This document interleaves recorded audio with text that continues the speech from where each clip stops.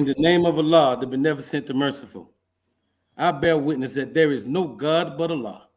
Muhammad is his messenger.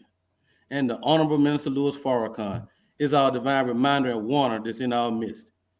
Thank you for tuning in to another episode of the Jock Brothers Presents Let Us Make Man, a podcast of brothers that desires nothing more than to present positive content on a podcast that shows brotherhood and unity amongst men. We are also brothers that striving to show that desire to show nothing more than what a striving man of God should be. For we all are family men who love our children. We all are businessmen. We all are youth mentors, and we all work hard in our communities to make it a decent and safe place to live. When putting this podcast together, we decided to govern our actions by 3 rules. One was to put God first in all that we do. 2, as I said before, was to show content on podcasts that can make you a better you. And of course, 3, to showcase that brothers can get along together without fighting and killing. We can actually get along together by showing brotherhood and unity amongst each other. It just builds love amongst each other. Now, my name is Brother Kawi Muhammad. I'll be your host and moderator for the night. I'm a brother that's very interested in humble beginnings, motivations, and inspirations. And so I hope you enjoy those lines of questioning. And let me now introduce you to the other host of the show. This brother here is from Orlando, Florida. This brother here, as I always say, and he always do, he delivers a strong, positive attitude to each one of our meetings and shows. The only married jock brother on the panel. I salute that brother for that. My brother, Jackie Muhammad. Yes, sir. Yes, sir. Yes, sir. Jock Nation, we got a wonderful show for you tonight. Thank you for tuning in. This show means a lot to me personally. I have my first captain when I came in the Nation of Islam and my first regional minister in my interest in the Nation of Islam. And so this is a wonderful show. We want to do the history of these brothers' journey and what it takes to set up and make a way for new brothers and sisters like myself to come into Islam. So thank you for tuning in. Back to you, Kawi. Yes, sir. And other host of the Jock Brothers. He's the producer of the show. He puts this all together. This brother from New York City. He is an international traveler. You have no idea from day to day what this brother may be. I love this brother. When you ever put a team together and you want them to be successful, you call this brother right here. My brother, Ahmed Bia. Hey, well, I can't get that kind of introduction. You gotta earn that. All right, yeah, all right. Look at the comments. Look at the comments jumping. The ratings are going up. You gotta earn that, brother. Praise be to Allah. Praise be to Allah. In the name of Allah, the beneficent, the merciful. Man, we thank you all for taking time out of your busy schedules to join us tonight. We have some great, inspiring men, young men on our show tonight. And we want you all to sit back and relax and take some time out to just hear these brothers and their journey in Islam and throughout their lives. For all those viewing Jock Brothers, just some information about us. We are a podcast. We air at 7 p.m. on Tuesday nights. 7 p.m. Tuesday nights. You can find us on Facebook and YouTube. We are jockbrothers.com, our website, jockbrothers.com, and on YouTube, Jock Brothers, where you can view some of our previous shows. We have a lot of information. We also have a prison initiative that we are supporting, the boldest Black-owned newspaper, The Final Call, where we're striving to make connections with our brothers and sisters that are incarcerated so we can get this information and this vital news daily and weekly inside the prison walls to our brothers and sisters. You can support Jock Brothers at Jock Bros, $ Jock Bros. You can see it strolling across the bottom of the screen, $ Jock Bros. If you will give it 1 second, yeah, there it is. $ Jock Bros. You see it scrolling at the bottom of the screen. This is where you can support us financially. If you need to get us any information, you can reach us at jockbrothersviewers@gmail.com, jockbrothersviewers@gmail.com. That's any information on any family members, friends who are incarcerated who need the final call. You can get their information to us through that email. And any suggestions about the show, you can get it to us through that Gmail or email address as well. Thank you all for tuning in. Back to you, Brother Carwi. Yes, sir. So let's get to work. Journey with Messengers of Truth is what we titled this show. But it is something. Brother Ahmed came up with the idea for this show, the inspiration for this show. And it was mostly because there's something about the brothers in the state of Ohio. Hold up. I can't let that slide. I can't let that slide. No, sir. It was your idea, Brother Jackie? Yes, sir, brother. I want to hear from these brothers, brother. Yes, sir. Absolutely. Oh, man, I swear that was you, Brother Ahmed. Oh, my apologies, family. I don't get no credit, brother. See, a that's lot of times we on these meetings. I inspired Brother Jackie. It was You me. inspired Brother Jackie? Okay. Brother Jackie, yes, sir. Okay. Well, I stand corrected, family, by my great brother Jackie. It's something about the brothers in Ohio. Right. There was something about them in the early 80s and 90s. There was a few brothers that stood up in a big way in this mission to help out the Honorable Minister Louis Farrakhan. We were blessed tonight to have a few of those brothers on our show tonight. And they're going to take us back on a journey on their travels through the Nation of Islam. And I look forward to that because that's right up my alley. I love beginnings and motivations and inspirations. So with no further ado, I want to first introduce this brother here that has held every post imaginable in the ranks in Muhammad's ranks. This brother has, of course, started off as a private soldier. He was a secretary at one time. He was a lieutenant at one time. He was a captain at one time. He rose to the ranks of regional minister.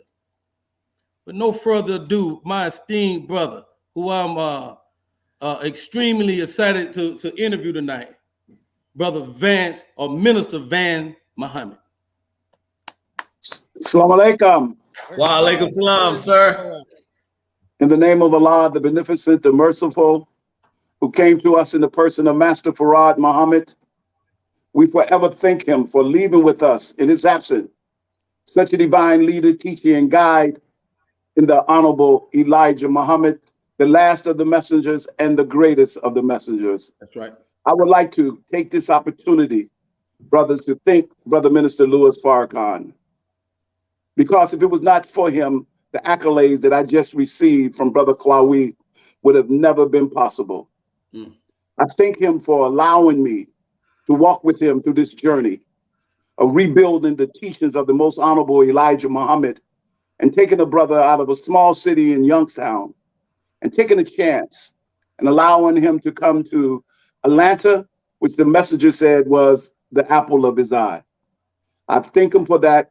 I'd like to greet you all, brothers and sisters, in the greeting words of peace. Assalamu alaikum. And I'm looking forward to the panel. Wa alaikum salam, sir. Thank you. Brother Jackie, may I give you the honors of introducing this brother here? Oh, man, I take that. 1993. I'm going through Apopka, and I see a brother with a long tie, with a suit, long tie on, nice hat, and he's selling wares. And he never introduced himself. He just was very nice and humble with us, handled us very well. And later on, I got an invite to the study group, and I get there, and this brother here is the trainer of the men. This is my first captain. I still use to this day the training that I received in 1993. It works just as well today as it worked in 1993. At the time, Orlando was under Atlanta. We was under the southern region. I was in my 20s, and I believe brother was in his 30s. Early on, he came down to Orlando. I let him tell his story, but this is a brother that means a lot to me, who had helped shape my foundation. So with all of that, I would like to introduce our brother, my first captain, Brother Michael Muhammad. Assalamu alaikum, sir. Thank you very much, Brother Jackie. In the name of Allah, the beneficent, the merciful, I bear witness there is no God but Allah. I bear witness that Muhammad is his messenger. Thank you, Brother Jackie, because I remember very vividly when you came in. I used to take him out. I say, Brother Jackie and his cousins, you all can't make $50. You got to make more than that. You got to make sure that you make enough to sustain yourself. And that is the training that you basically have today. Because we broke it down to its lowest denominator, and now you can brought it up to its highest denominator. So thank you very much, there, Brother Jackson, and the rest of the brothers. Yes, sir. Brother Michael, make sure you don't have two devices on because we hear echo. Devices on. I have the phone on. Oh, okay. Yes, sir. Yes, sir. He has to speak through my phone, Brother Jack. Oh, okay. Oh, okay. It's not coming through. Okay. Yes, sir. The echo is coming in. It's an echo. Well, the echo is basically if you speak through Brother Brother Ahmed's phone, we're gonna have to mute. We can't because it's gonna cause a feed. It's causing a feedback. Let's see if we can work on it on the back way. We'll just keep moving. Yes, sir. Yes, sir. And last but not least, we have another brother from Ohio that absolutely represented in his early days as a soldier in the Nation of Islam. He keep dropping off. I wanted to introduce you to our brother Robert Muhammad. He will be back on, so we will have an opportunity to interview him as well. But again, I want you to welcome to Ohio brothers, the Ohio brothers to the Jock brothers. Let's start off with you, Minister Van. Yes, sir. How did you get these teachings, brother? Brother, all praise is due to Allah. Well, I've been in the nation now, brother, 50 years. And the first time I heard the teaching of Islam was when I was in the county jail when I first heard the teachings of Islam. They had arrested a couple brothers in the nation for selling the Final Call the Muhammad Speaks newspaper at that time. And they had him in there for soliciting without a permit after they had warned him several times. And the brother was only in there a day and he started teaching Islam. First time I ever heard the name Elijah Muhammad. First time I ever heard about the Nation of Islam. That was my first introduction into the Nation of Islam. And then when I was 21 years old was the first time that I attended the mosque. And first day I attended, I heard, I listened, and I accepted. And I've been a member of the Nation of Islam ever since. Never quit going back. Never quit going. Praise be to Allah. Praise you got be Brother to Michael Allah. with you? Okay. So go ahead, brother student. But also, when I came into the nation, I probably was one of the first brothers in the Youngstown, Ohio area that was very well known and popular because of my background. And so when I came into the Nation of Islam, I was, by God's grace, I was a top paper salesman. I was a top fisherman. I brought more people out to the mosque by God's grace in Youngstown in the history of the mosque. And brothers that not only came out, but stayed.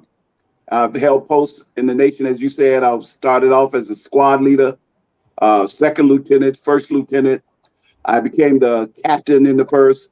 And then when I stood up with Minister Farrakhan, I was the first regional secretary in Atlanta, Georgia, that he appointed.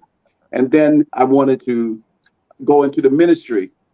And I asked the minister, could I return to Youngstown to start a study group in Youngstown? And he gave me permission, and I moved back to Youngstown. I started the study group, and we was growing at a very rapid pace for the city. Go ahead. What year was that you went back?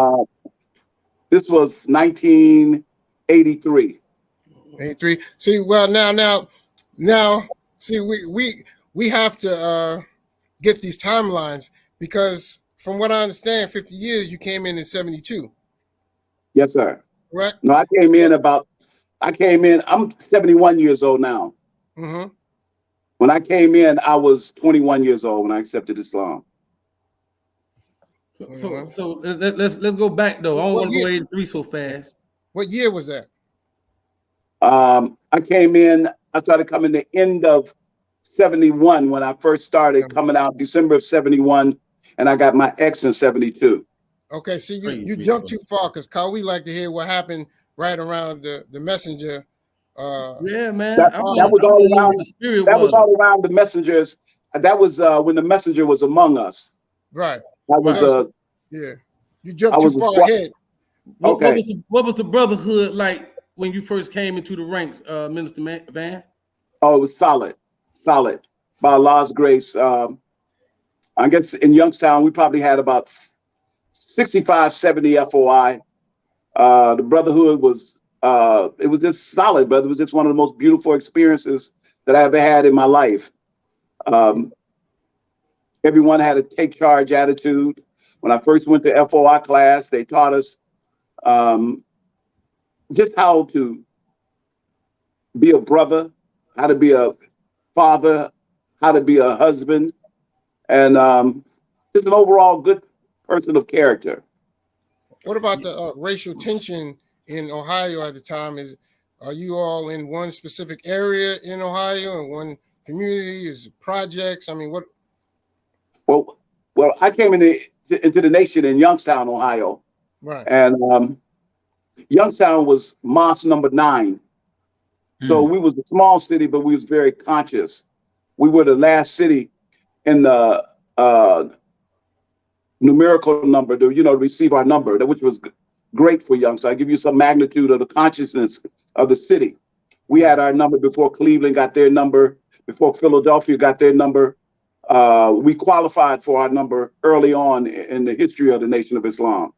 Yes, sir. Yes, sir. And but in Ohio, you had, I believe that you had the most mosques in the state of Ohio, in the Nation of Islam.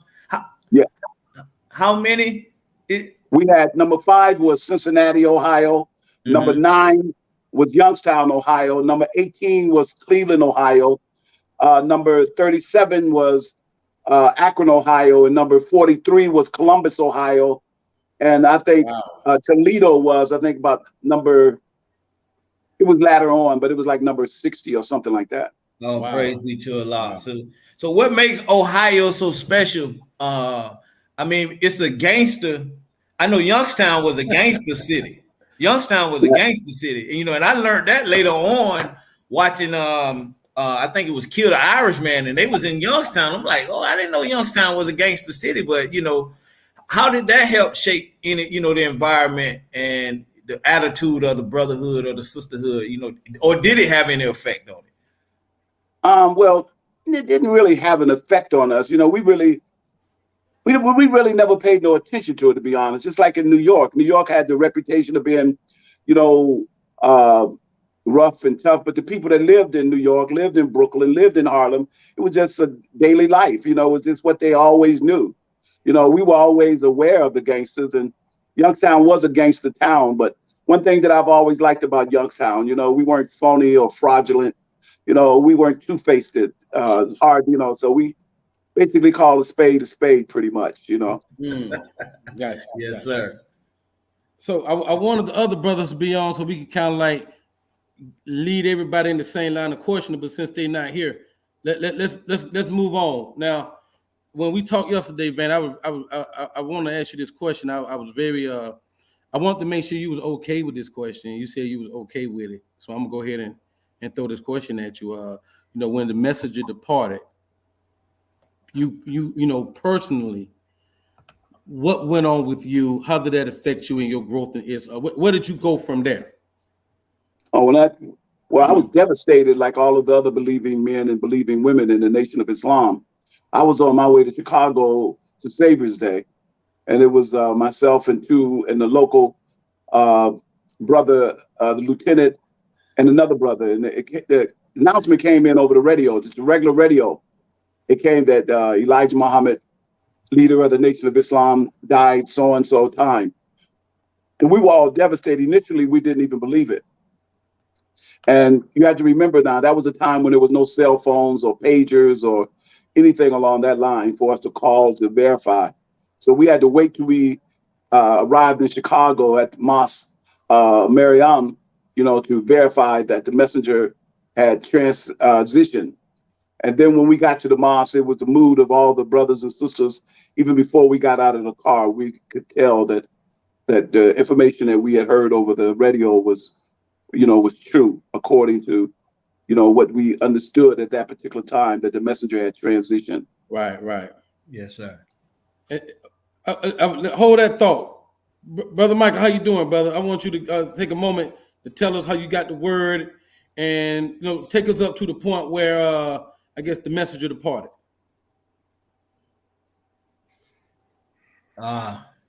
See, I can't get him. No, we can't hear. We can't hear you, Brother Mike. Deal with that echo. We don't hear anything, Brother Ahmed. Yeah, because he was talking to you on the phone. No, I don't. We're not on the phone. I mean, earlier, a minute ago. Oh, okay. Yeah. Okay, I'll get back. I'll reach out to him. Okay, yes, sir. Okay, yes, sir. All right, we're gonna try again, Brother Mike. We're gonna get back with you, Brother Mike. All right, Minister Van. So that was the mood of the time. Did you stay with the with the Imams community the entire time? Yeah, I stayed with the Imam community all the way till 1979. 1979. I stayed with the Imam community up until that time when I went to hear Minister Farrakhan at Morehouse College in Atlanta, Georgia, and he spoke on Woe to the Hypocrite. When I heard Minister Farrakhan that night, I had recommitted and rededicated myself to the teachings of the Honorable Elijah Muhammad again, and followed Minister Louis Farrakhan at that very moment. Were you living in Atlanta? I was living in Atlanta at that particular time. Okay. So you had already left Youngstown and came up and came down to Atlanta. Okay. Yes, sir. Yes, sir. Now Minister Van, he shared with me that he was actually at the 81 Savior's Day. Yes, sir. Talk on that in the atmosphere at that time and the mood of the crowd when he made that announcement that the messenger was still physically alive. Let's talk on that for a second. We were all excited. We were all excited. We was all excited over Savior's Day in general. The fact that Minister Farrakhan was able to galvanize the former followers of the Honorable Elijah Muhammad, as fragmented as we were all over the country. Those brothers and sisters that did not ever go with Wallace, and those that were with Wallace but knew that there was something not right about the language of the Imam and the language that he used in terms of Master Farad Muhammad and the messenger, but we didn't have nowhere to go in our minds, so we remained with Wallace at that particular time. And when we heard Minister Louis Farrakhan, the majority of us that were in a position like myself, we stood up immediately to work with Minister Louis Farrakhan to rebuild the Nation of Islam. And it was a mood of joy. Everyone was excited. We hadn't felt that kind of brotherhood since the messenger had left. We knew that we were building the Nation of Islam as the Honorable Elijah Muhammad taught, where we were building a new world order. And we had all of the confidence in the world in Minister Farrakhan that he was the one to remind us of what the messenger taught and to reestablish the discipline and the education that was required to do something for ourselves and rebuild the Nation of Islam as taught by the Honorable Elijah Muhammad. Praise be to Allah. But before we go, I know because now we're at the rebuilding stage, but I want to take your mind back to prior to 75, and now the comparison now, that we're in a dark hour now. Are there any similarities to the time that you feel maybe now to then prior to the departure of the messenger or not? These are some trying times for the believers. Yes, sir. And the Holy Quran says, "O ye who believe, seek assistance through patience and prayer, for surely Allah is with the patient." For surely, He should try us and test us. And our nation at this particular time is just going through a tremendous trial and test, and Allah is the best knower. Those of us that follow the teachings of the Honorable Elijah Muhammad, we're going to be saved. And those of us that don't, we're just going to have to buckle up for a rough ride, because you're going to have to follow it 100% to the T or not follow it at all. We won't be able to accept some of it and reject another part of it. You understand what I'm saying? That was a great There's answer. no God but Allah, who came in the person of Master Farad Muhammad, and that the Honorable Elijah Muhammad is the man that met God. Right. And everything that he told us was the truth and will come into fruition. And that's what's so beautiful about the day and time that we're living in, is because everything that the man told us was going to take place, we see it taking place right before our very eyes. It was like he told us what the future was going to be. Maybe some of us didn't believe it, and the way we act, a lot of us didn't believe it, but he told us what the future was going to hold. And if we would have really been listening, we would have been able to take advantage of it and have money, good homes, and friendship in all walks of life. We would have been able to take advantage, and we still have opportunities, but we have to really buckle down and get down to some basics. Oh, yes, sir. So, okay. When did you become the regional minister, and how did you get that post? I was appointed to the regional minister position in 1988. It was vacant at that particular time. It had no minister. There was no minister in Atlanta. Brother Sadiq Muhammad, who was the regional captain, was the officer in charge. And Minister Farrakhan was looking around the country to place someone in the ministry. And I was in Youngstown, Ohio. And at that time, I think we had about 20 believers. And my name kept coming up to Minister Farrakhan that I would make a good candidate minister for that particular position, because number one, I lived in Atlanta before, and I stood up to help him in Atlanta when I became the Southern Regional Secretary. And I just knew the city, I knew the community, I knew the city, I knew the fabric of the city, I knew how it operated and how it worked. I knew people already that was in politics, that was in the religious community, and I was just recommended by different brothers on the national level, Brother Minister Akbar Muhammad, who I thank Almighty God, Allah, for. Brother Minister Abdul Allah, may Allah be pleased with him, who I thank Allah for. Brother Secretary Wan, at that time, who was the national secretary, may Allah be pleased with him, was one of the brothers. And also Brother Captain Sadiq Muhammad, who I soldiered with in Youngstown, who we came in the nation with. Brother Sadiq and Brother Robert Muhammad, we all came into the nation together. In fact, we were all in the streets together. All of us were dope fiends together, heroin addicts in the street. Wow. And we came into the Nation of Islam at the same time. Wow. Yeah. Wow. Man, it's so wonderful that you brought up Brother Sadiq, because he was also a part of the equation that we wanted to discuss when it came down to the brothers from Ohio. And you all have a tight history. And yes, sir. Okay, so now you move back to Youngstown, and it's 1988. The minister is looking for a regional head or head of Atlanta. Yes. And what was Atlanta a regional mosque prior to that? It was a regional mosque prior to that, but Atlanta really at I think prior to Brother Khaled, I don't know if anyone was officially the regional minister, but the minister of Atlanta always officiated over the cities that were in the states that were in the southern region. Okay. So I don't know if they actually held the title as local minister as well as regional minister. But all the ministers that was in Atlanta, they overseen, the whole region.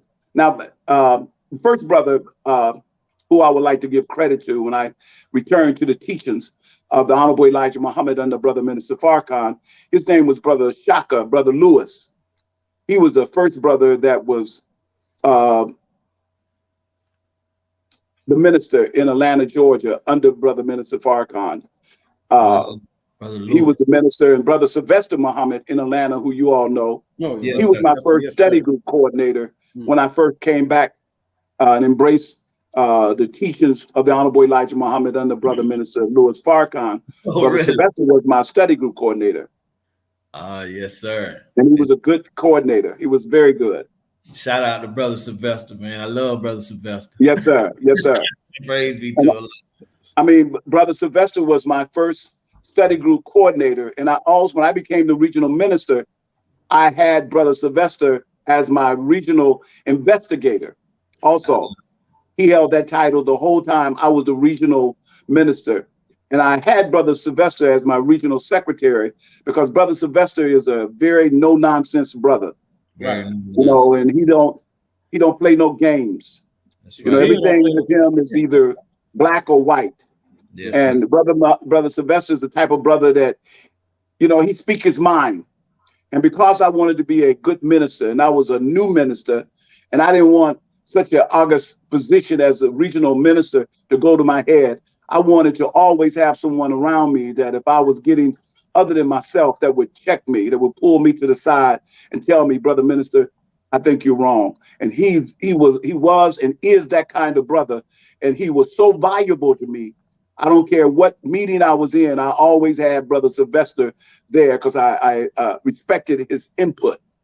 Yes, sir. Absolutely. We got you, Brother Michael. Can we hear you now? Yes, sir. You still can hear me through the phone. Praise be to Allah.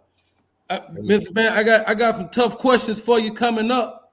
Okay, sir. I want to, we went over them already though. But let Brother Michael get some of this action. And then, Brother Van, you could talk to us about you opening up these businesses and the different businesses you opening up in Atlanta, man. Yes, I was very inspired when I came into the mosque. Brother Van had this open and that business. I was like, I was very inspired with hearing those inspirational information. Okay, go ahead, Brother Khalid. Sorry. Yes, sir. No problem, bro. You all right, Brother Michael? Tell me how you got that word. Tell me what the spirit was like, and take us up to the message of departure. Well, I wasn't in the nation when the messenger departed. Okay, yes, but sir. I heard the Honorable Minister Louis Farrakhan in 1979 at Oberlin College, where the title was "Wars Gathered Together for the Doomed." We went up to Oberlin College in a snowstorm. Brother Robert, Brother Latif took me up there, and we couldn't leave. So we stayed with the minister all night. The minister taught us all night, and that just sealed the deal for me. So I came in 81, I couldn't come to Savior's Day. I mean, it really took me aback that I couldn't go to Savior's Day in 81. So I moved to Atlanta as a result, so that I could come to Savior's Day the next time that it came in 82. But I had already written my letter, and I was accepted. My letter was accepted. I moved to Atlanta, where we actually had a strong mosque in Atlanta at that time. When Brother Van came in and became the secretary, I was there, and we moved around with the minister the whole time because the team wasn't in place at that time. So we all just rolled with the minister. We drove the minister. We rode with the minister. It was a good time that we had with the minister. He taught us the whole time. So in 83, wasn't Brother Van had moved back to Youngstown, and he wanted me to help him in Youngstown. So I said that I will. And it's interesting because he said that I hesitated when he asked me. Come help me. I said, yes, sir, I will come and help you. But we just had a unity there in Youngstown. And when he came and went to Atlanta for that, he came again and asked me, can I help him in Atlanta? So I moved to Atlanta at that time. He became the paper captain and the whole works. We developed a team that we moved all across the southern region.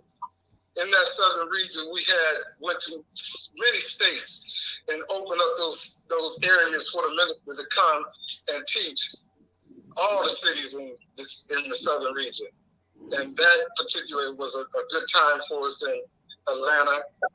Then in 90 and 91, I moved to Orlando, Florida. I wanted to take that unity that we had in Atlanta and take it to another city where we had a group of young brothers, like Brother Jackie said.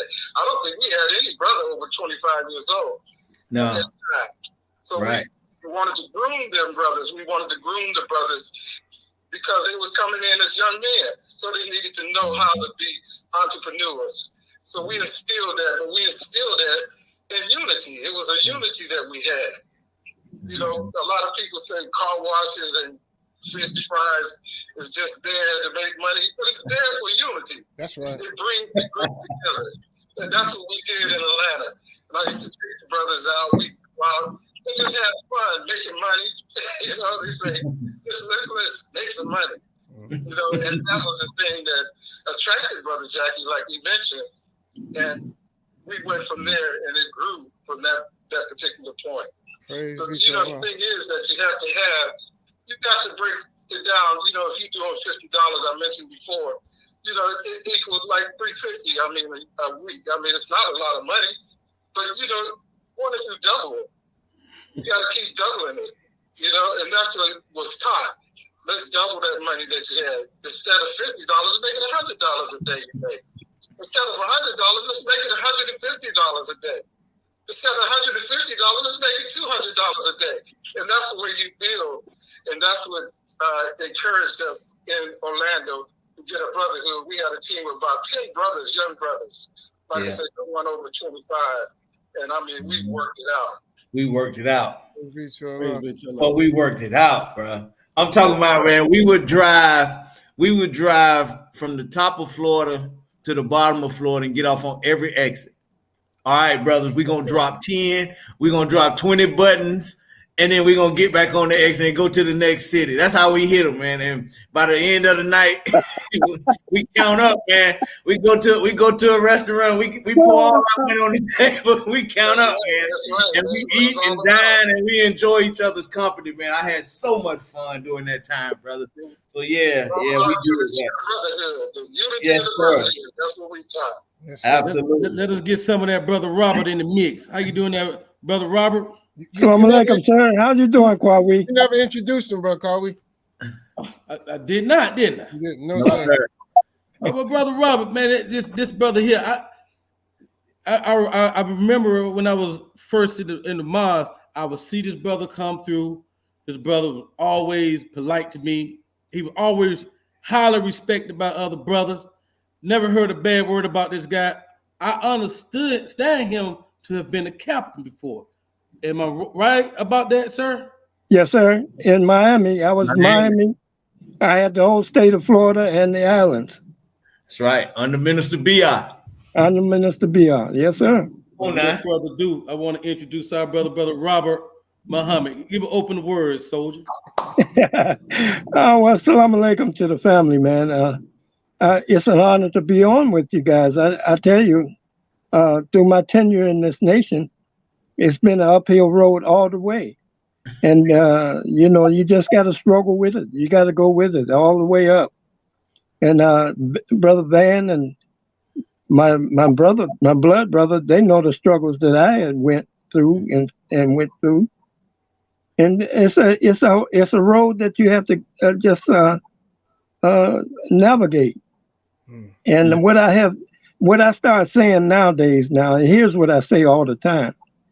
You know, I'm not driving the car, but I'm riding in it. Yes, and wherever that car takes me, that's where we're going. So wherever Allah takes me to, that's where I'm gonna be at. Praise So be to that's what I say. Hey, bro, Robert, but before we get into the question, I know they all were moving out of Ohio. What was your mindset leaving your home state? And what year was that when you left? Hell, that doggone band talked me into it. Band came down. Band came down to Atlanta first, and of course, me and Sadiq, we was looking to get up out of Ohio anyway, and so that's how we came down there. But I seen Brother Minister in I think it was Orgutha was the name of the college. This was back in '78, and I was fortunate enough to get into the room with him. And he asked me where I was living. I told him I was in Atlanta, but I moved back to Ohio because one of the brothers, his name is, it was, what was his name? Wait, so you had left? All right, don't worry about it, man. Hey, man, if they don't be around you, boy, you forget their name. Wait, you left Ohio, met with Minister Van down in Ohio, and then came back? Well, yeah, Youngstown was my original home. Right. All of my family members was up there. And so it was an easy thing for me to be up there. But I wasn't like Mike. Mike went down, moved back to Ohio to actually take care of his mother and his father. But I was stuck because I had so many children. I didn't see no way of moving back to Ohio. Man, you know, when you're dealing with 6, 7, 8 children, boy, it's a monster thing to do. But I met with Minister Farrakhan, and I told him that I would come back to Ohio. He said, "No, I'll go down to Atlanta and meet a brother named Shaka, and you help him out." This was in '79, I believe. Yeah, I think it was '79 that I came back to help out with Shaka. But after that time, I was just fortunate. I think the minister trusted me a lot because I'm one of only 2 people that I know of that would go into the room with Minister Farrakhan and he would be asleep. And it would be, I would answer his phone for him. And it was probably because of Josh. Josh was he really took a liking to us, you know, to the brothers from Ohio. He really liked us a lot. And that's how we developed, you know, and moved on. Yes, sir. Wow. Wow. You know, Minister Van brought up a great point that you all were friends, y'all were childhood friends, and then to come into the Nation of Islam and still be, you know, brothers and become, you know, full-fledged, really brothers, you know, in the Nation of Islam. When I came in as well, I came in with some brothers that I hung in the street with, you know, and this, you know, just joining the Nation of Islam together gave us that, you know, forever long pact, you know. So I'm just wondering, man, you know, you all are now, we talking about the 70s and the 80s, and now we in 2022, and, you know, you brothers still hanging together, you still communicating, you know. What's that like, man? What do you have to say to our people out here, man, that the Nation of Islam create that real brotherhood, you know? Well, let me just go first if I can. You know, a brotherhood is a friend is a friend. The Holy Quran said you only got friends. Your friend is Allah, the messenger, and the believer. So if you're dealing with a believer, man, it should be an easy road for these to stay friends. And when you're dealing with a disbeliever, then you got problems. So you know, all of us is just believers. Yes. And it just, if you're a believer, man, in fact, we probably into the Noah stage now. We know it. We know this is the right way to go. That's right. And so I've been well, I got my ex in 1970. So in that time period, I had forerunners before me. Like I had a brother that that was in the nation. And on his way to Savior's Day in '68, the bus turned over. I was still in the armed forces, but the bus turned over. And my brother, being the kind of brother he was, he jumped out and they was going to get somebody to come back and help because it was on the Indiana Turnpike. If you know anything about that turnpike, you can't really be turning around on that bad boy. But they tried to do it. And when they turned into the lane, and it was foggy, a truck hit them from behind and the car caught on fire, killed my brother, killed Sadiq's cousin, first cousin. And so it was always, we were always tight after that, you know, just finding a way that we could work things out. Now, don't get us wrong now, we'll argue in a minute. But, yes, sir. But don't get it twisted now, but at the bottom line.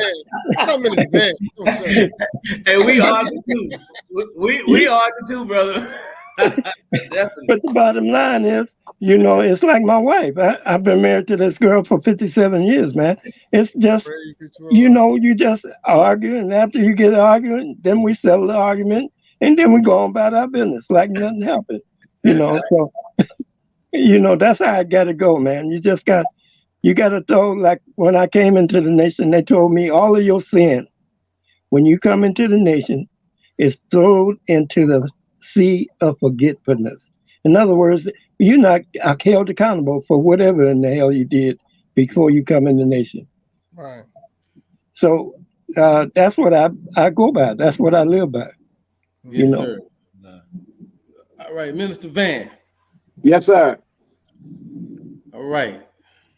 So it was told to me that Minister Collett was the minister over Atlanta before you took the post, or before you was assigned Atlanta. He was yes, sir. He was very popular. He was a national spokesman, very popular brother in the Nation of Islam and beyond the walls of the Nation of Islam. Yes, sir. And there's no disrespect to you, but I guess at the time you was considered a virtual unknown, but yet you was put into that regional minister position.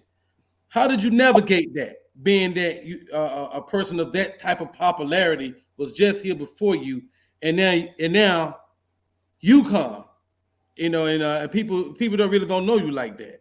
How did you navigate that? How did you get to the point where you kind of developed a legend, you know, for the works you did? Well, first of all, I was humbled that and thankful that Brother Minister Farrakhan chose me, because there were so many other brothers and sisters brothers in the nation that were ministers over large mosques that had a track record in the Nation of Islam, you know, that was much greater than myself, being in Youngstown, Ohio. And I was just thankful that Minister Farrakhan gave me the chance. And I was so determined not to let him down. I didn't want to disappoint him.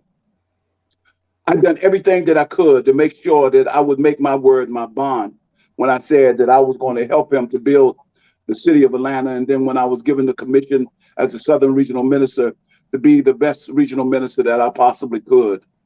But the fact that I didn't have all of those letters and wasn't that well known was really one of my strengths, because I had no place else to go but up.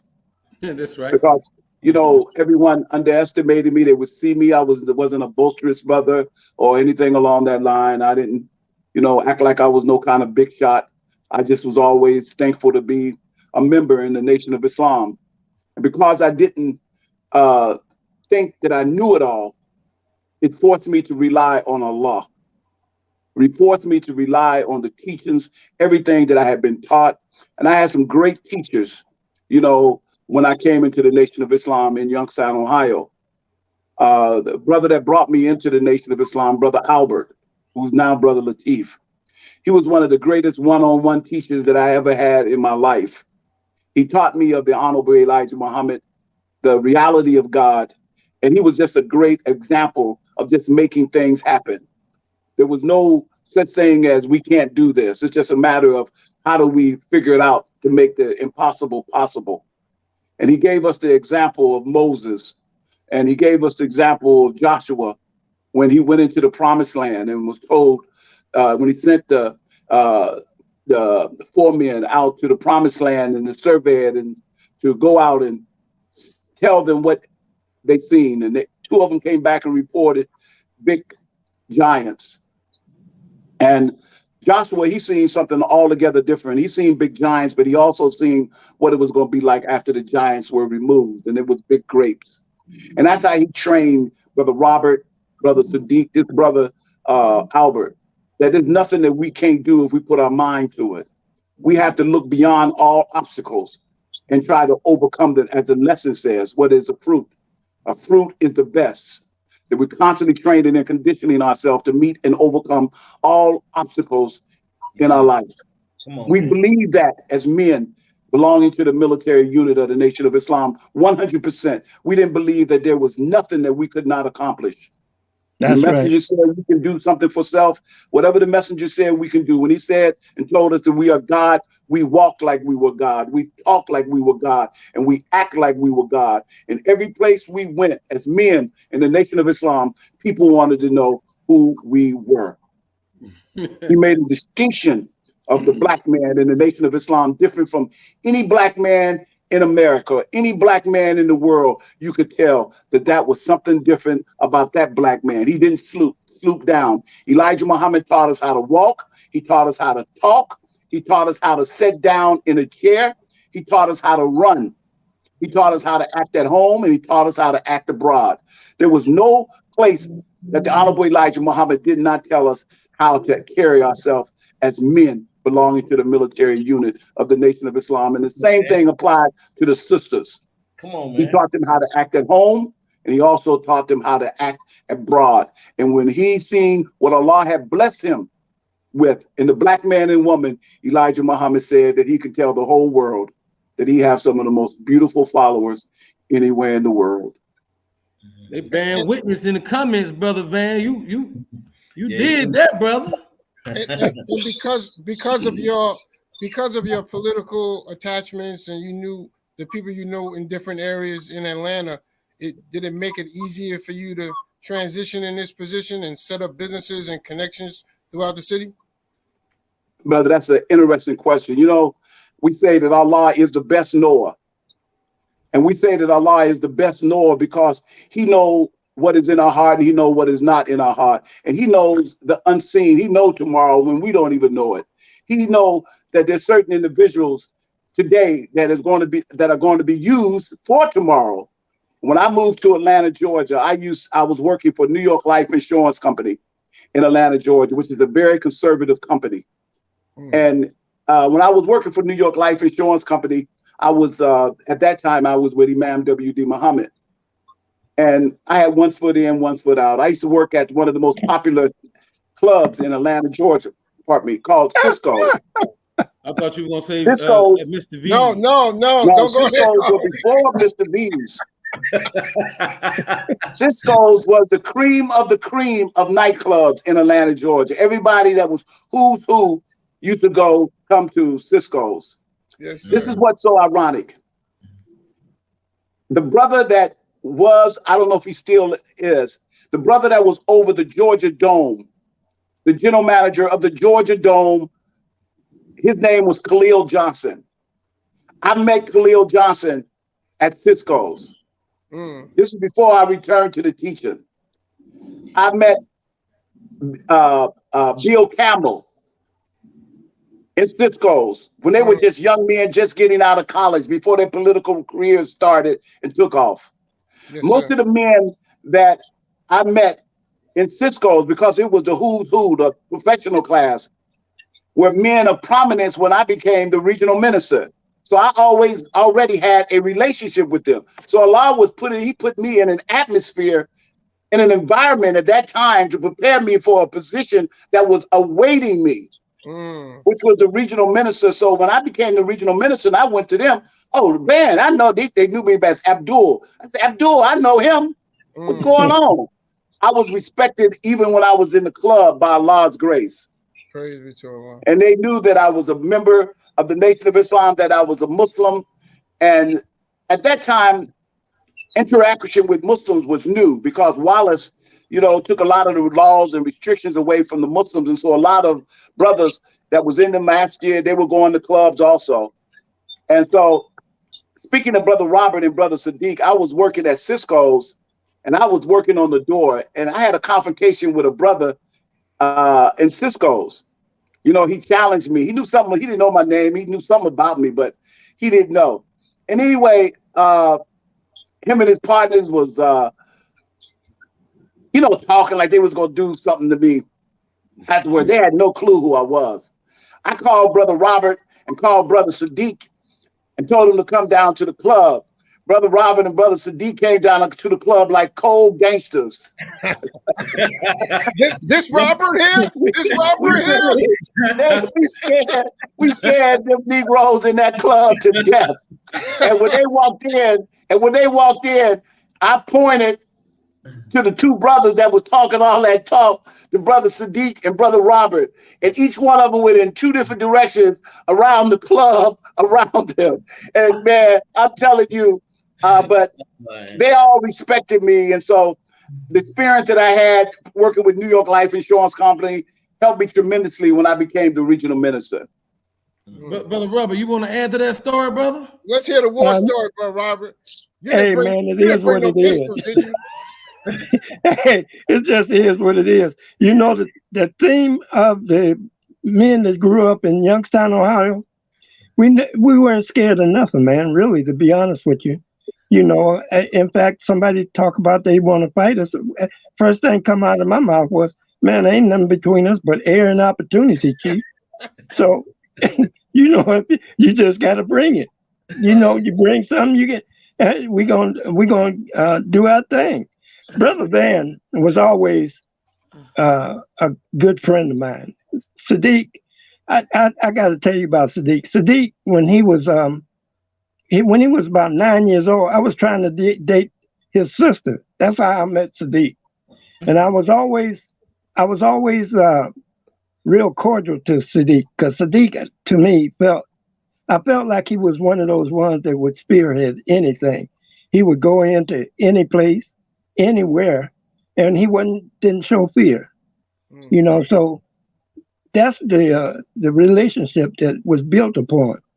And when we was in that world, my wife met Sadiq, and when she met Sadiq, she instantly became his sister. And he was always around. He would look after the children for us and everything. Sadiq was a top-notch fella, if you really know him. He would give you anything out of his pocket.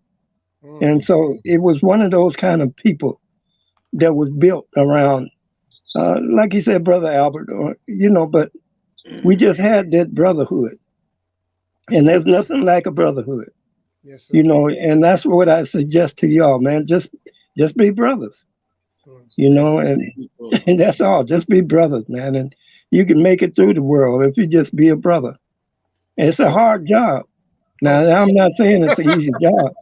That's right. But just be a brother. Want for your brother what you want for yourself. Right. All right. We about to go into a commercial break, but we're gonna come back with a question for you, Brother Michael. And then after that, we're gonna get into 1992. We're gonna talk about the Omni and the Georgia Dome. So commercial break. Take off, Ahmed. Praise be to Allah. As we spoke about it before, Jock Brothers, you can see us and view us on YouTube and Facebook.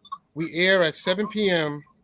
on Tuesday night, 7 p.m. Eastern time on Tuesday night.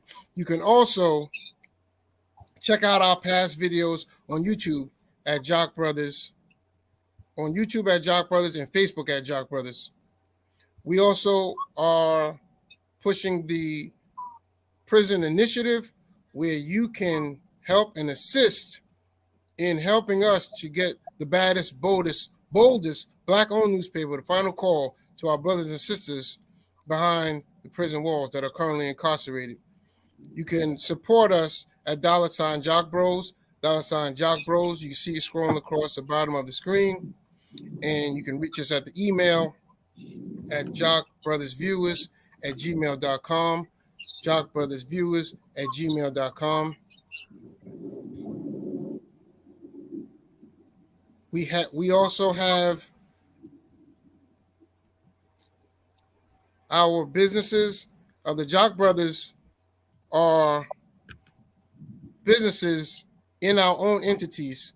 I myself, Brother Ahmed, am a book publisher. Right now I have one children's book out. Right now it's called Bilal and the Bullies. You can purchase it on Amazon, amazon.com. Bilal and the Bullies, a very inspiring story about a young man who dealt with bullying as a young man and was able to hail truth at falsehood without even lifting a hand and deal with the bullies in an intelligent way. Something to read, something that the children could read to be inspired.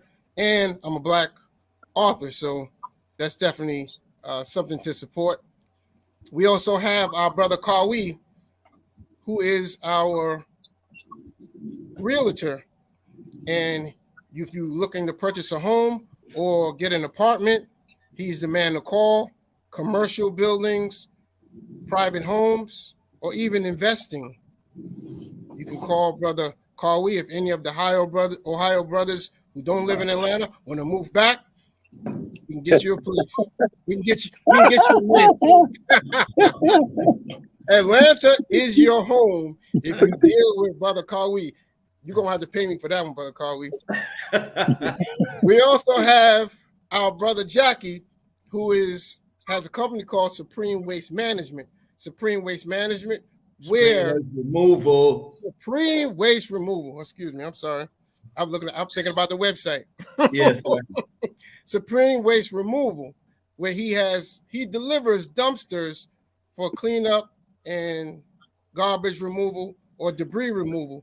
You can also contact him through our Jock Brothers email if you have any business that you need or any demolition where there needs to be dumpsters placed or removed.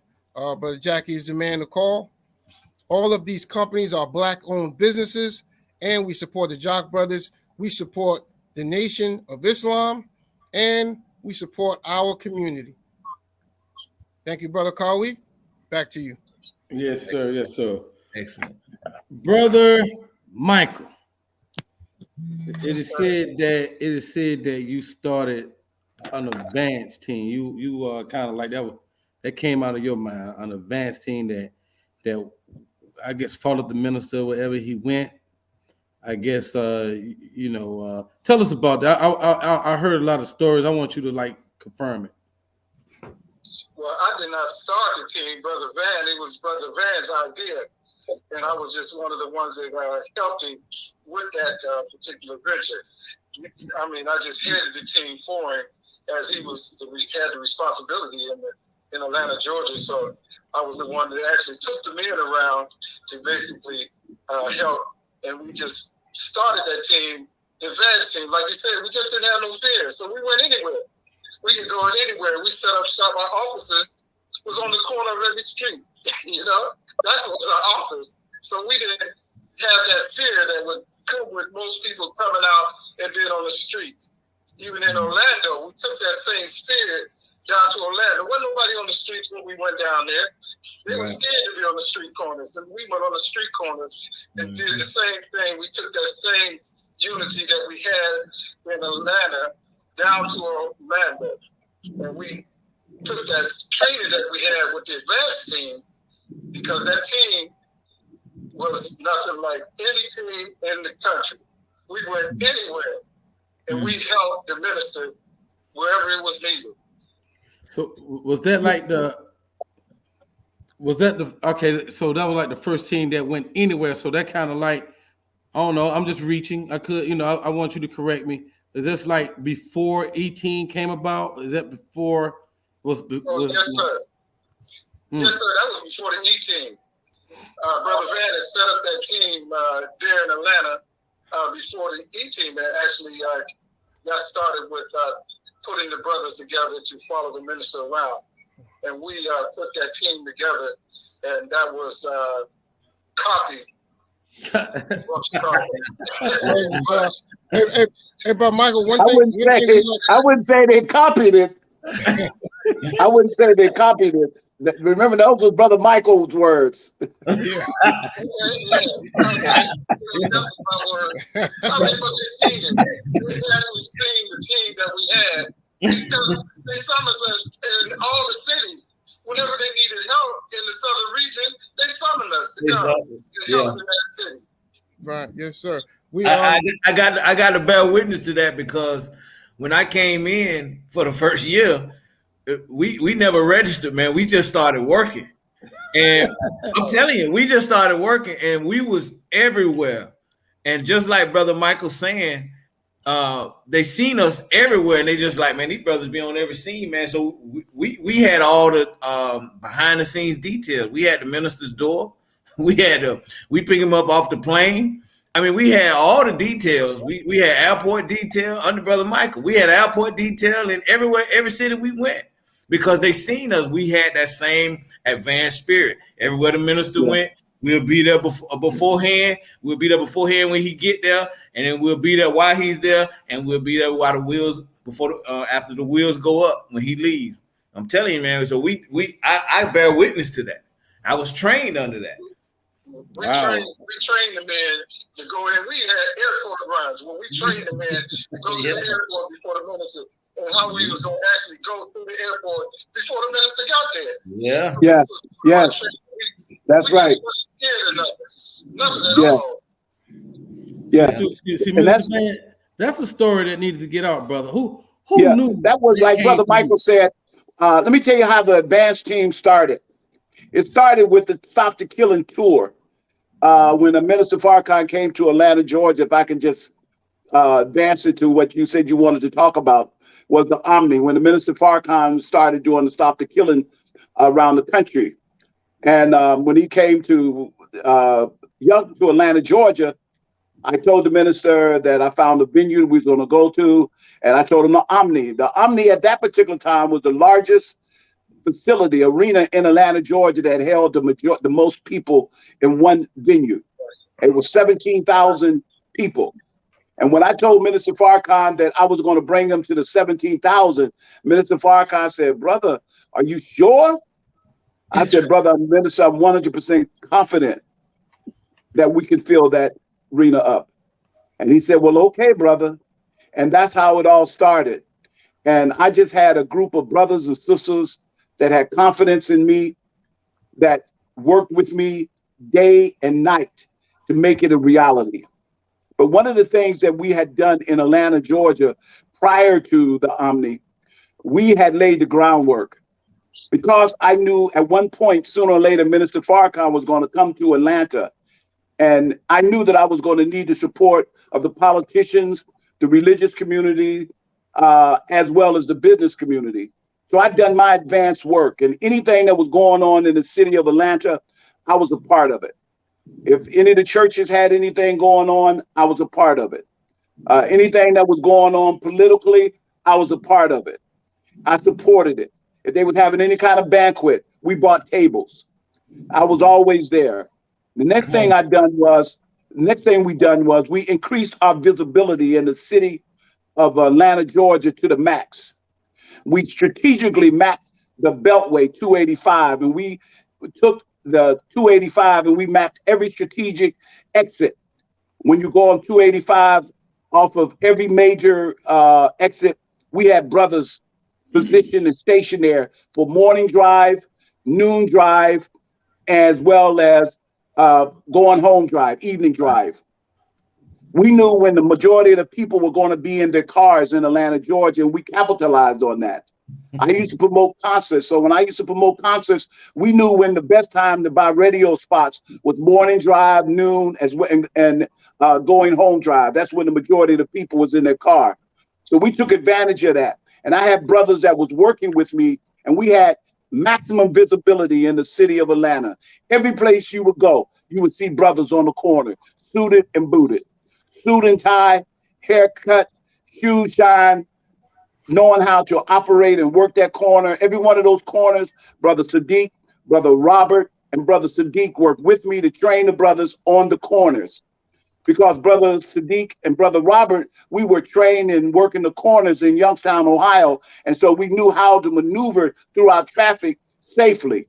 And so we utilized those brothers, and they trained all of the FOI.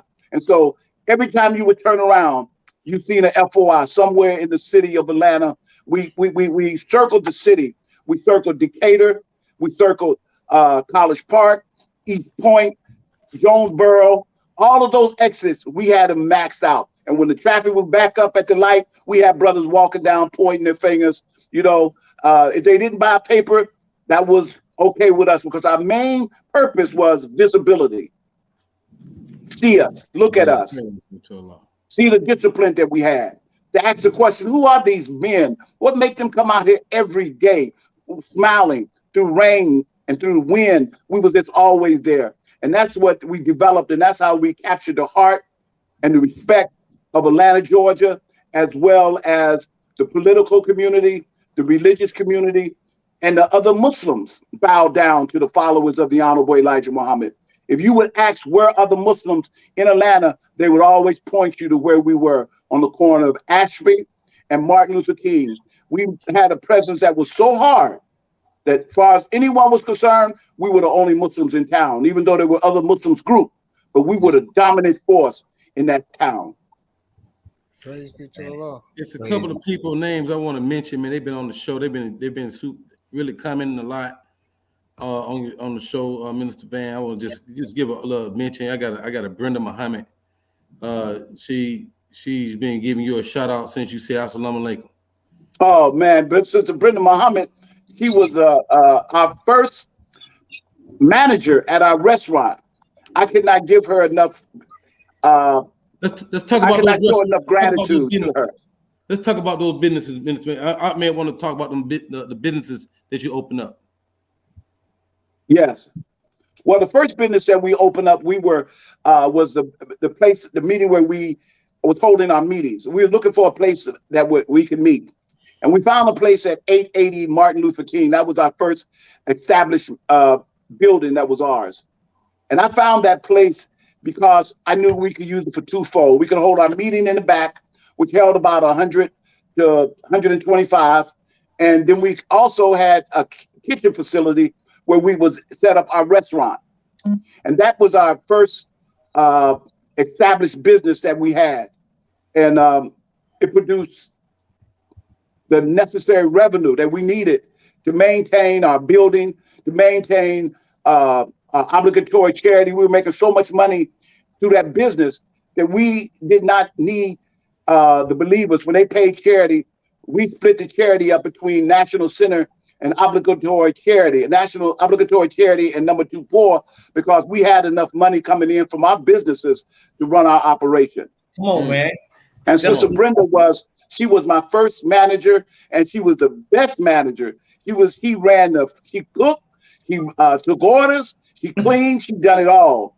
And she was just such a tremendous help to me, because I could leave that business and I knew it was in good hands. She never was afraid there by herself.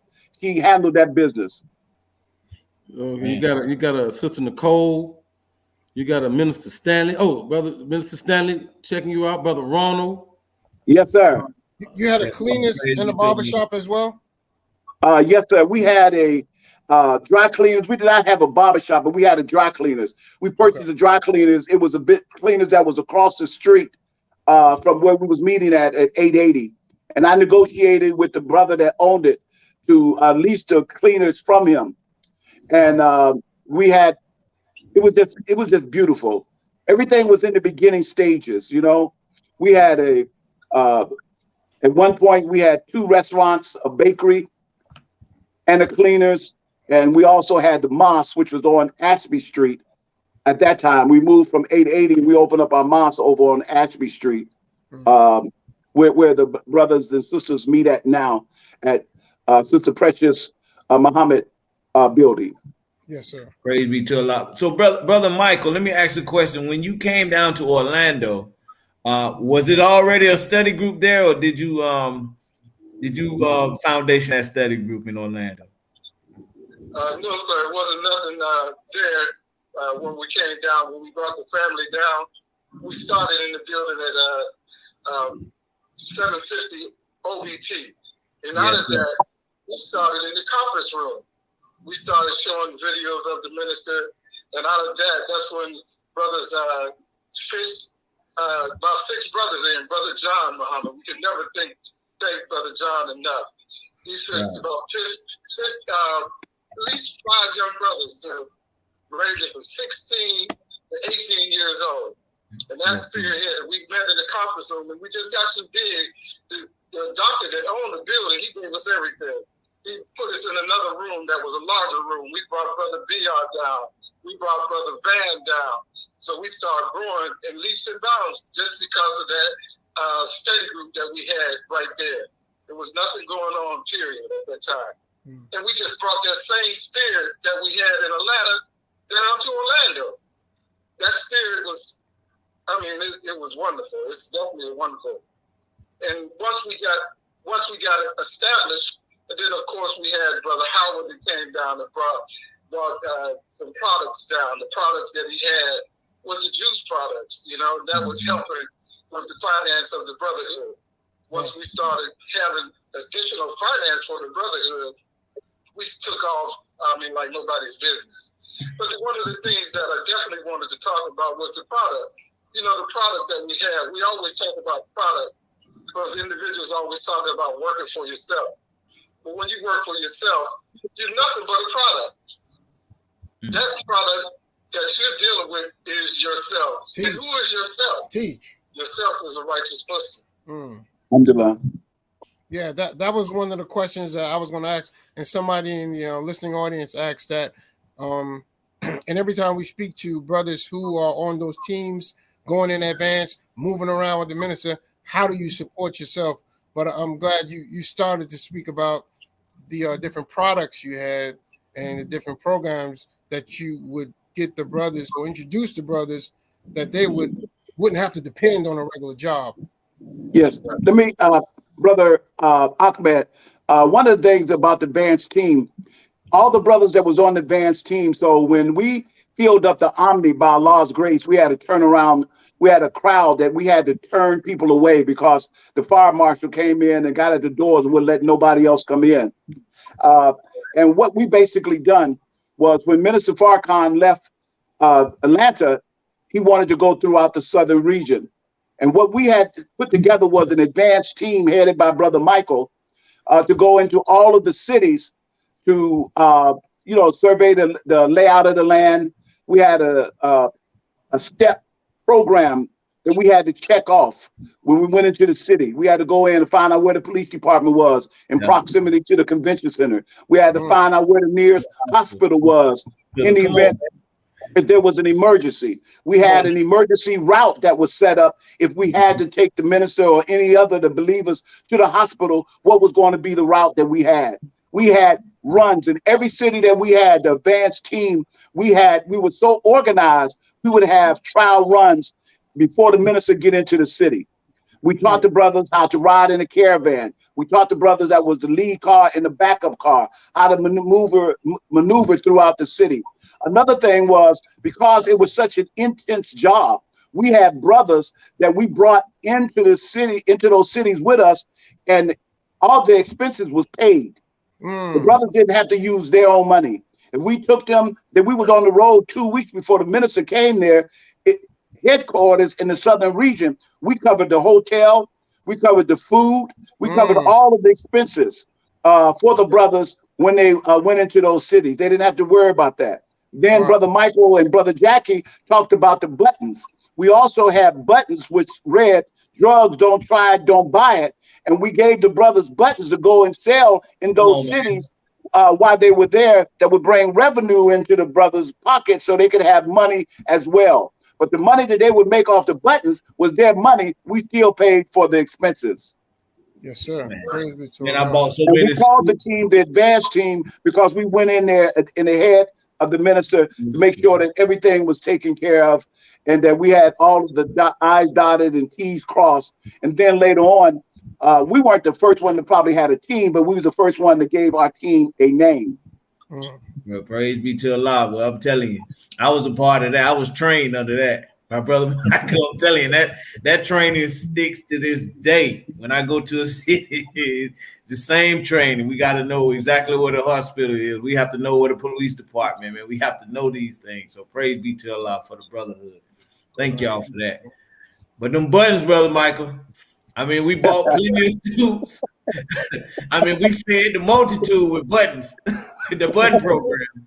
30 cents, we had to pay 30 cents a button, but we sold it for $1 or $2, you know, for the donation. Brother Michael was out at home pressing all day and night. So praise be to Allah, man. We definitely took care of our family with the buttons.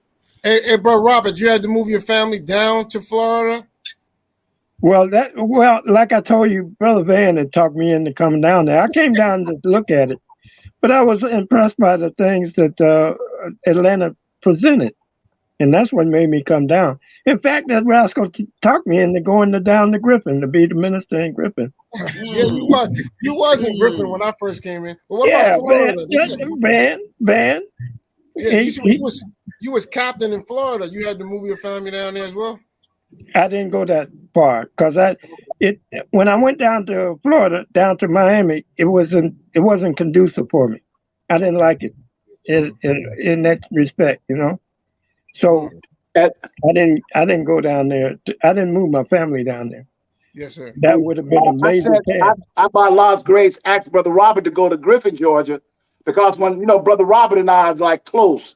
So even though I was his minister, I still was his old school hustling partner. And so he would talk to me different than everybody else. They be brother minister this, brother minister that. And Brother Robert, because we're him and our partners, he kind of talked to me a little rough every now and then. He always had something to say when I was the minister. I said, well, okay, Brother Robert, go on down to. So I sent Brother Robert to Griffin to get him out of my hair. All right. Come on now. I said, go on down to Griffin, Brother Robert. And I sent Brother Robert down there. I never thought that Brother Robert would really get Griffin going. I just wanted him out of my hair, give him something to do. And I went down to Griffin, and Brother Robert had Griffin smoking. And I never heard Brother Robert teach before. And I went down to Griffin and heard Brother Robert teach. I said, what? This man teach like that? Praise God to Allah. Yeah. But it just goes to show you that if you have a brotherhood, man, we look at each other's strength and we can make sure that thing get promoted. That's right. That's right. Each other's strength, man, you promote that. And one thing I've always lived by, I don't down nobody. I don't talk about nobody, because I was talking about somebody one time. Brother Albert told me, he said, "Brother, are you Master Fard Muhammad?" And I said, "No, sir." He said, "Well, how can you judge somebody? You can't judge them. That's his job, man." So that's one of my tenements that I live by. Yes, sir. Man, Brother Robert, you gave me some of the best advice when I moved here to Atlanta. And I'm telling you, I tell the brothers all the time, but I probably never tell them who told me, but it was you who said, "Brother Jackie, you don't know the history of this city. Take your time." And then he gave me that look. Take your time. And I thank Allah, because Atlanta, man, this is a boy. Those who come to Atlanta, man, it's like you in a desert and it's a tornado in the ground, and I'm telling you, it's just going down and down. You gotta be careful in Atlanta. It's a serious city. Take your time when you come here. But it's a beautiful city, though. It's a definitely city. I love it here. Minister Van, you want to talk on the Georgia the Savior's Day '92 at the Georgia? Yes, Dome? sir. I would like to talk. Now, Savior's Day '92 wasn't an event that was hosted by Atlanta. That was Savior's Day, which was hosted by Chicago, controlled by Chicago, and coordinated from Chicago. We were just a city that happened to be the site that Chicago chose. The host. And so, yes, we were the host. And so, but by Allah's grace, we had input on it toward the end, because they had hired a marketing firm initially to do all of the advertising. When and the marketing firm that we had hired, they fell short of their responsibility and what they were doing. And so eventually, we took it over, and then I came and, by Law's grace, developed a radio spot and a television spot. And Allah blessed us to have a success because of so many brothers and sisters from all over the nation emerged into Atlanta, and they really worked night and day. It was really a team effort from the supreme captain all the way down to the foot soldiers, brothers and sisters that was in processing. We came and we really gave it our all, and we worked as hard as we could, and Allah blessed us with a tremendous, overwhelming success. And I thank Allah that we were a part of it. And a lot goes into promoting, putting on an event of that magnitude. And I'm thankful to Allah that I was the regional minister that hosted some of the most successful events in the history of the Nation of Islam. And the Omni was just an overwhelming event. The minister's lecture was just overwhelming. Everybody that was somebody in Atlanta was there on the Diaz. We had the top politicians. We had the top religious community.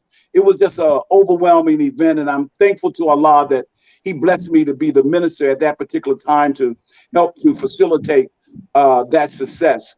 And at the end of that meeting, Minister Farrakhan appointed me the regional minister over the whole southern region. Prior to that, I was just the minister of Atlanta overseeing the region. But then he officially made me the southern regional minister of the Nation of Islam. Praise be to Yes, Allah. sir. Yes, sir. Brother Vander, you want to talk about your student minister Jamil? I guess the end of your tenure as a regional minister. Well, Minister Jamil was my replacement. A lot of brothers say, well, like you asked me a question about when I was relieved. I really don't look at it as being relieved. I looked at it as being replaced. Minister Farrakhan, when he came to appoint Minister Jamil Muhammad, he made it very clear that I broke no laws, for he wanted to clear it up in the minds of the people so that when the sly, slinking devil would go behind his back and say that I broke this law or broke that law, I done this or I done that, he made it clear to everyone that I broke no laws, no rules in the Nation of Islam. Right. He just wanted to try someone new, which is his prerogative as the leader of the Nation of Islam. That's right. I wasn't bitter. I wasn't upset. I felt as though I had no reason to be upset for being replaced because I knew that I had no real reason why I was appointed. Yes, sir. So it was Allah's will that I was appointed, and I looked at it, it was Allah's will that I was replaced. And I say, alhamdulillah, whatever people want to say about me, the story will be told. Allah is the best knower. We say, alhamdulillah, Rabbil Alameen. One thing for sure, I thank Minister Farrakhan because my name will go down in the history of the Nation of Islam because of the ministers appointing me, and can't nobody take that away from me. That's right. Yes. Did you, Brother Minister Van, did you have some health challenges at the time? Just health challenges that you would normal had. I started having slight problems with blood pressure, but Allah is God. Yes, sir. Yes, sir. If you black in America, you're gonna have some kind of health problem somewhere along the line. But it was okay, as long as we eat to live. Our health was a complication. What was complicated, period. And the messenger uncomplicated our health by teaching us how to eat to live.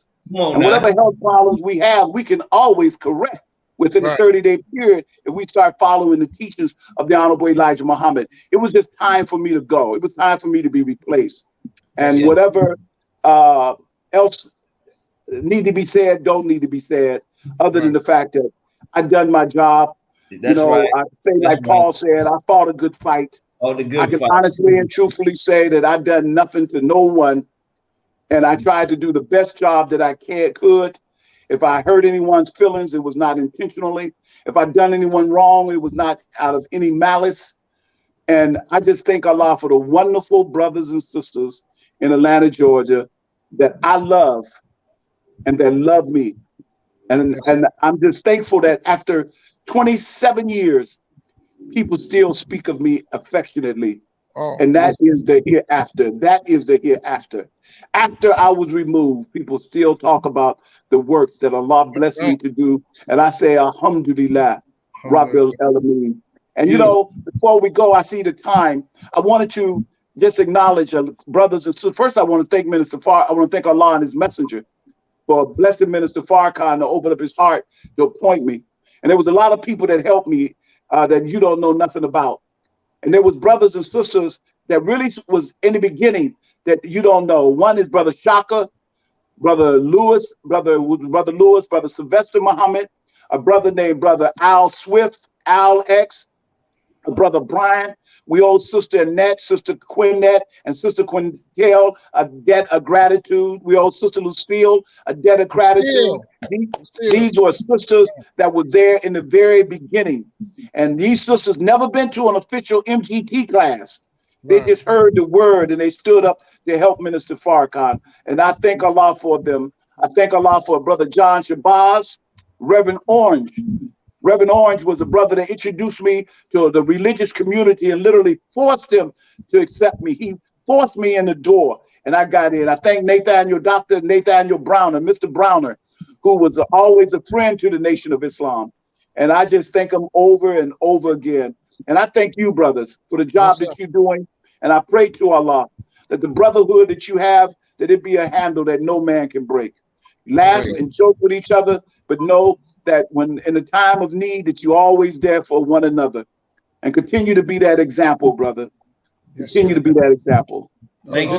I want to see if Sister Zuhaira, she speaks very highly of that time as well. Oh, I can't talk about leave, but thank you, brother. Sister Zuhaira, that was my captain. Hey, let me tell you, Sister Zuhaira was my captain. She was a beautiful sister from the beginning all the way to the end. And her and I are the best of friends. Brother, thank you for mentioning Sister Zuhaira. I would have felt so bad if I would not have mentioned her. She was a tremendous help to me. Right. A tremendous help and a tremendous friend. Yes. Tremendous friend. Her and Sister Lucille always talk about that time. So I really wanted their names. Brother, thank you for saving me, brother. Thank you for saving me by mentioning Sister Zuhaira. We about to go into final words. I want to say you for last, Minister Van, if you don't mind. Yes, sir. All right, yes, sir. Brother Robert, Yes, final sir. words. Final words. Final words is, I studied this prayer, and I say this prayer. Man, every time I'm walking around or anything, and I think about it, it's on page 296 in the Message to the Black Man at the bottom of the page. And it goes something like this. Oh Allah, guide me amongst those whom thou hast guided aright, and preserve me amongst those whom thou hast preserved and befriended. And bless me in whatever thou dost grant, and pardon me from the evil of what thou judge. Surely none can judge against thee, and whomever thou befriendest is not disgraced. That's my final word. Thank you. Thank you for having me. Wow. Beautiful final word, Brother Robert. Wow. But Robert, if we have any problems in the city of Atlanta, can we still call on you? Guide us. I'm talking about those problems. Man, you know what it is? Walks out and you carry a big stick. Hey, see the kind of brotherhood we got, Minister Van. The man just gave us a prayer, and now he just want to send the man back. This is the kind of brotherhood we dealing with right here. Praise Allah. Thank you, Brother Robert. Brother Michael, final words. Thank you, Brother Robert. I just wanted to thank you, brothers, for having us on and just hearing our story that we have coming from Ohio to Atlanta, Georgia. That's very good for you, the brothers, to remember us. Yes, sir. That's all I have to say. Thank you, Brother Michael. Brother Michael, what age were you when you moved down to Florida? To Florida, I was 39, something about 39. So you moved your family down to Florida, started the study group. got us up and going. We would not have Islam. I mean, so many brothers and sisters in Orlando and in all the area around it would not have Islam if it were not for your sacrifice. I personally thank you for your sacrifice, for leaving a place of comfort and then coming down and starting the study group with a tape recorder at 750 Orange Blossom Trail.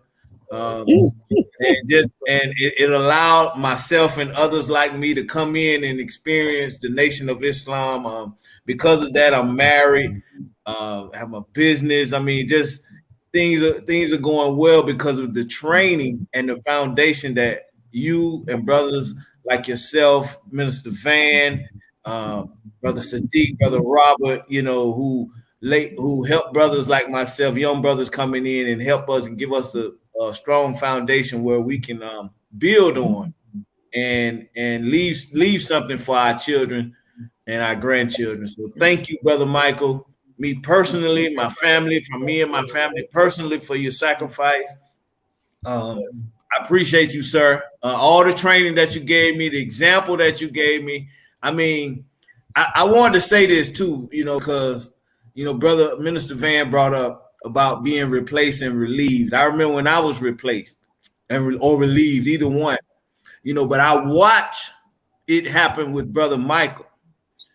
And the day that Brother Michael was replaced and relieved, we were going out of town the next day to hear the minister. And it was just such a beautiful sight to see Brother Michael on deck the next day, like a soldier, the day after he was relieved. And that stayed with me. So when my time came, I went back I played back that what you did, Brother Michael. And when I was relieved, that next day in the mosque, I was right there as a soldier because I said, Brother Michael did it, and I did it, and it just made my whole my travels through the nation. It made everything better. It allowed me to humble myself. It allowed me to look into myself, and it allowed me to do better things since then. So you've been a very good example for me, Brother Michael. Very good example. I just wanted to give you your flowers while you live. So you would know. Praise Allah. A tremendous effect of me in my life. So thank you, Brother Michael. Thank you. Thank you. You really know how to make a brother feel good.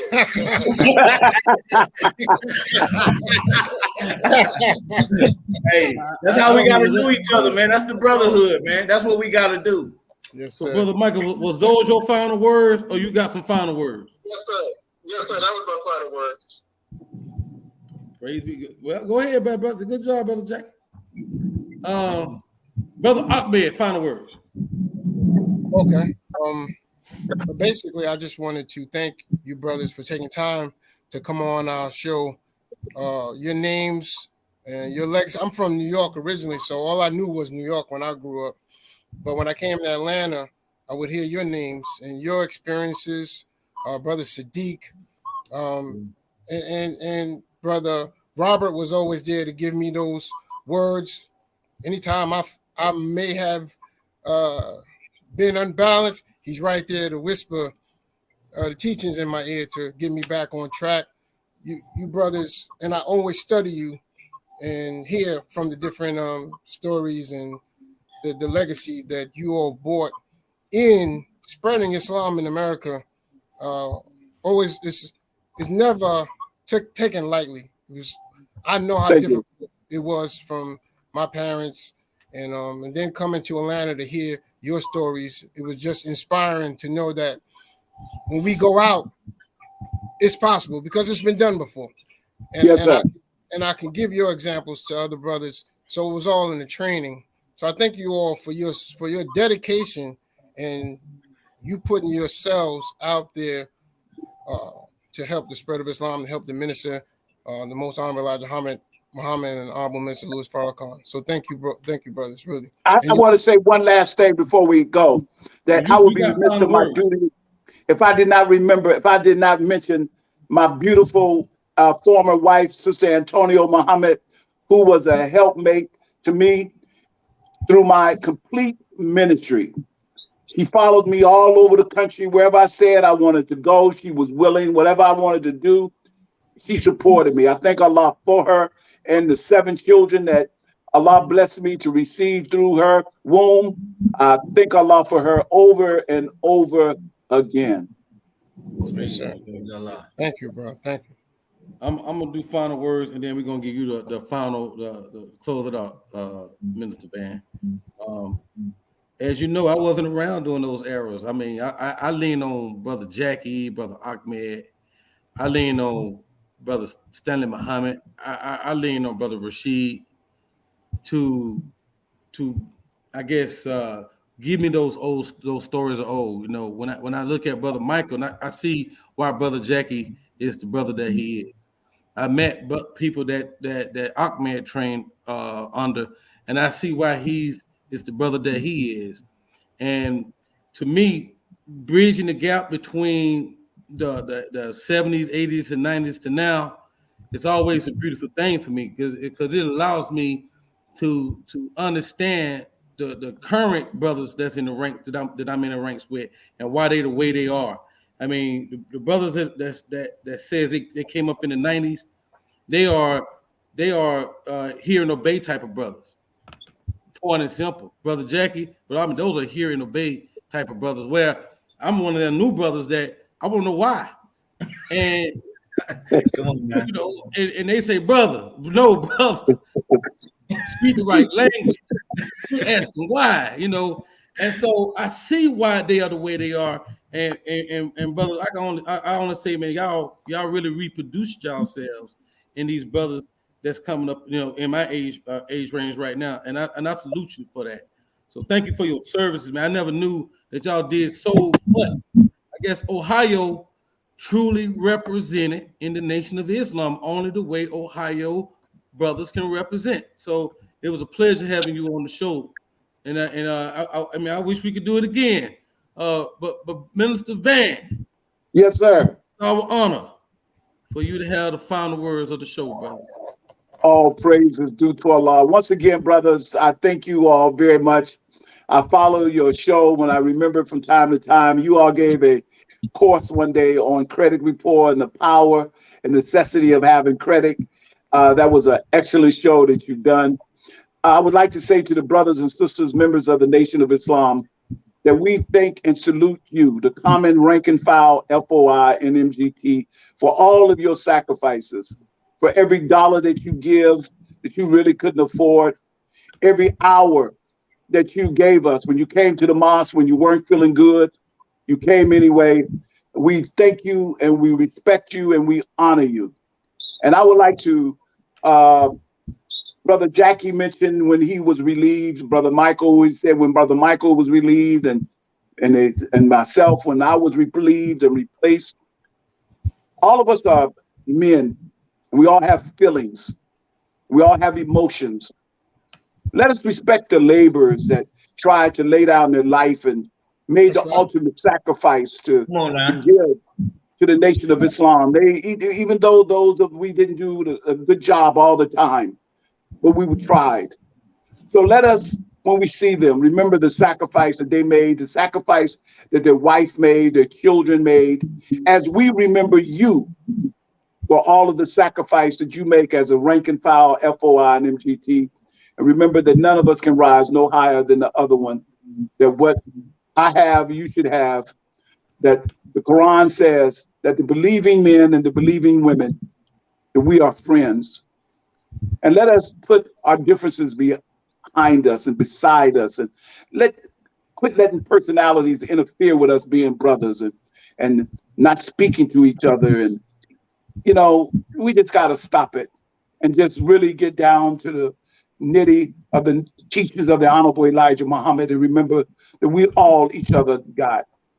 And so let's just be mindful of that. And Savior's Day, let us remember what that day is all about. The coming of Almighty God in the person of Master Farad Muhammad. And that's all I wanted to say. And I thank you, brothers and sisters, for honoring me and honoring my longtime friends, Brother Robert and Brother Michael. Brother Robert and I came in the Nation of Islam together. We hung out in the streets together. So did Brother Sadiq. I just want to thank you, brother, because we got an opportunity to come up and tell our side of the story. And I I just thank you very much.